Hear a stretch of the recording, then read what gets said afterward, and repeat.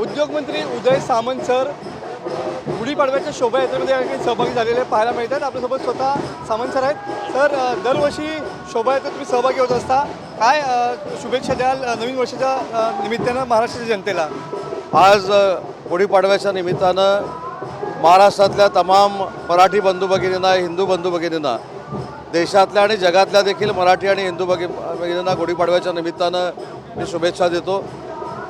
मी मराठी भाषेचा मंत्री देखील आहे, त्याच्यामुळे या वर्षामध्ये मराठी भाषा ही साता समुद्रापलीकडे जाऊन तिचं जतन झालं पाहिजे, संवर्धन झालं पाहिजे म्हणून आमच्याकडनं पावलं टाकलं जातील।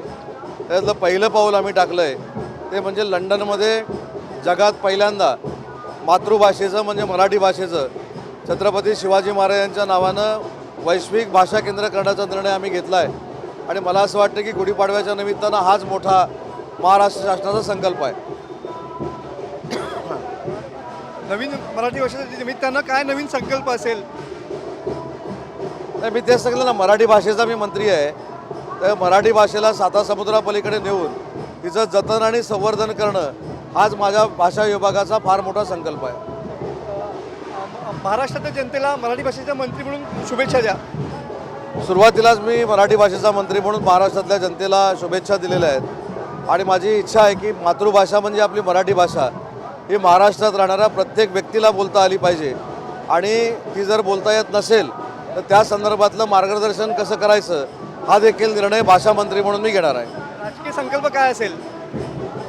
तर राजकीय संकल्प मतदारांनी आमचा पूर्णच केलेला आहे। आमच्या विजयाची गुढी विधानसभेमध्ये पण उभारलेली आहे।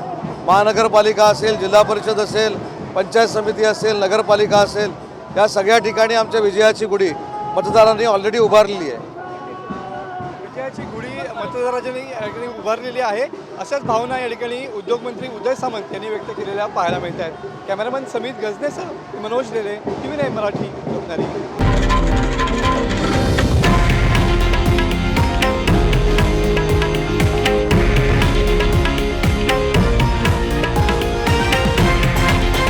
हे आहे देशातील नंबर 1 न्यूज नेटवर्क आणि आपण पाहत आहात TV9 मराठी, एकमेव।